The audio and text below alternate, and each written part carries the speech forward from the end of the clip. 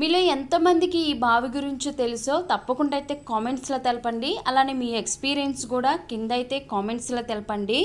మనకి ఇది రాజమండ్రి అండి. రాజమండ్రి దగ్గరలో మనకి దొడ్డిగుంట గ్రామం అనే ఒక ఊర్లో ఈ బావి అనేది చాలా చాలా ప్రసిద్ధి. మనకి వీడియోస్లో ఉంటుంది, యూట్యూబ్లో ఉంటుంది, అలాగే మనకి గూగుల్లో కూడా కనిపిస్తుందండి.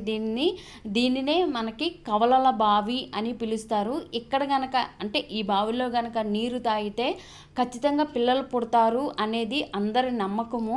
మేమైతే వెళ్ళటం జరిగింది, అక్కడ గ్రామస్తులతోటి మాట్లాడటం కూడా జరిగింది.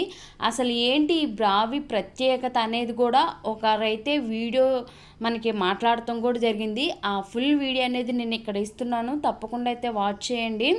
మనకి 170 మంది కంటండి ఆ ఊర్లో 170 మంది జంటలకైతే కమలలు పుట్టారంట.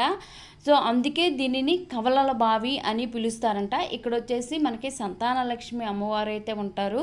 వాళ్ళకు ఒక విశ్వాసము. చాలామందికి కూడా మనకి ఇక్కడికి వెళ్తే మనకి పిల్లలు పుట్టారని చాలా వార్తల్లో విన్నాము. అలానే అక్కడ ఉన్న వాళ్ళు కూడా చెప్పారు. మనకి కొరియర్ కూడా ఉందండి. ఫుల్ వీడియో ఇక్కడ పెడుతున్నాను, ఒకసారి వాచ్ చేయండి.